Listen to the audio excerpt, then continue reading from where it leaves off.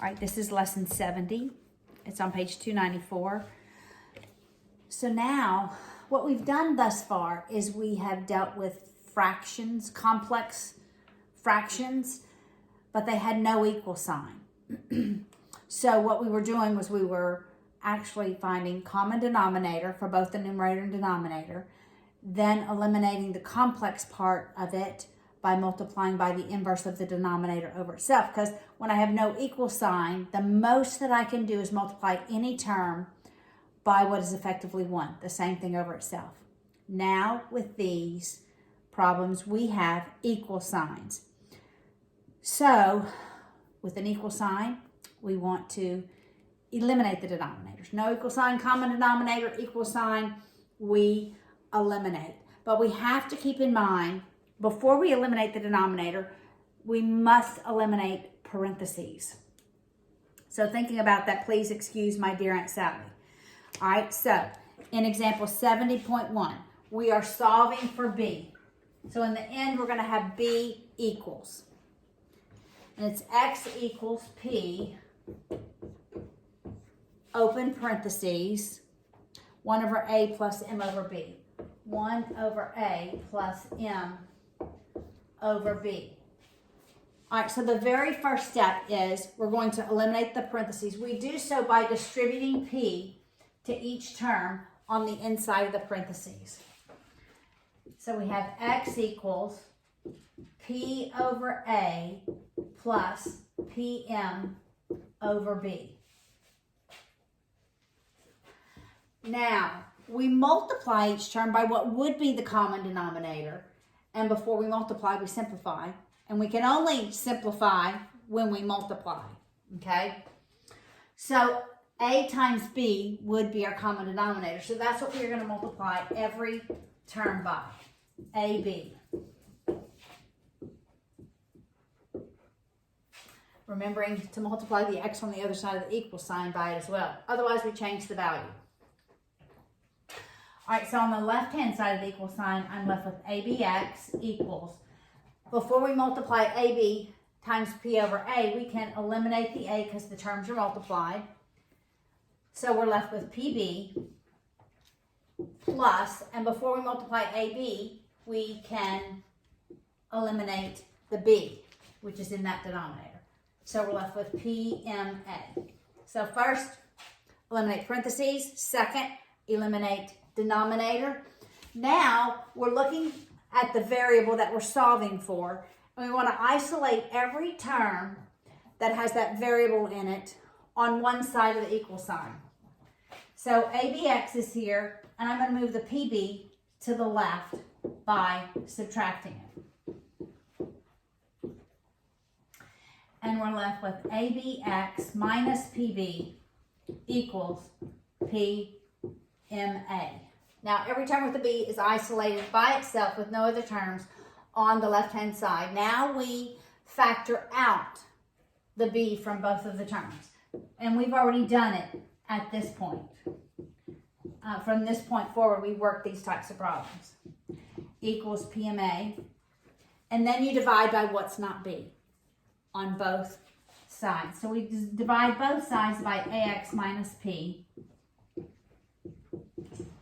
which eliminates AX minus P on the left side, and we're left with B equals PMA over AX minus P, and that's the solution.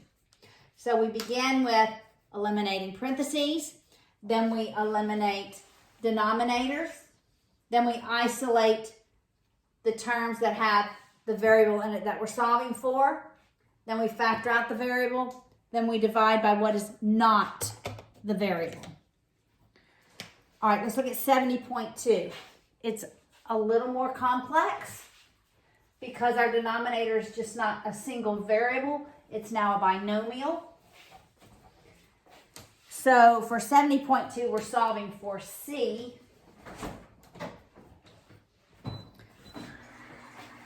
And our equation is XP equals M, open parentheses, B over 1 plus C plus A over P. following those same procedures, the first thing we do is we're going to eliminate the parentheses by distributing m to both of the terms. And really, you multiply numerator times numerator. It's really m over 1.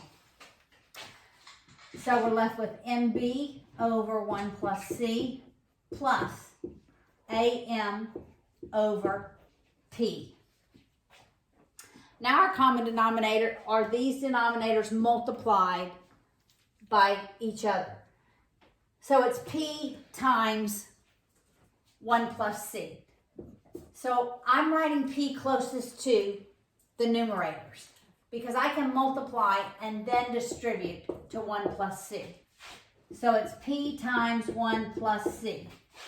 P times 1 plus c. So see, really I've already multiplied this term by p. Now I can distribute, really that's p squared x, right?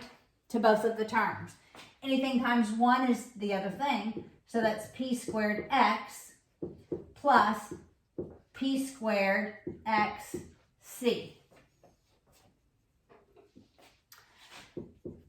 And before I multiply with my fractions, I simplify. So the 1 plus c eliminates, and I'm left with mbp.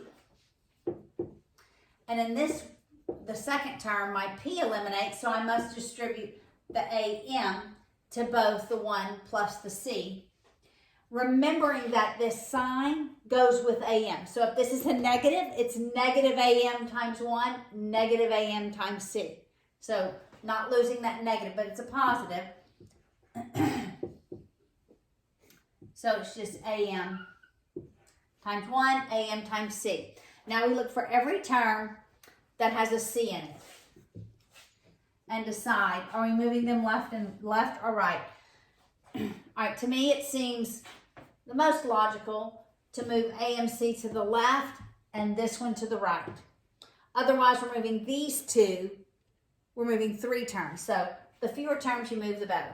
So we'll subtract AMC on both sides. And then we'll subtract P squared X on both sides. And we're left with P squared XC minus AMC equals MBP plus AM minus P squared X. On the left-hand side, we have our C terms with C in it, and we factor out the C. When I factor out the C from both of those terms, we're left with P squared X minus AM. And of course, we've done nothing to the right-hand side of the equation. And we simply divide by what is not C, or what C is multiplied by, to move it to the denominator on the right-hand side. And now we're left with C equals MBP plus AM minus P squared X over P squared X minus AM. All right. Key thinking. We cannot simplify by eliminate these terms or these terms because they are added or subtracted. Remember, we only simplify when we multiply. We do not simplify when we add or subtract. Okay? Something would have to be able to be factored out. Okay, work your practice problem.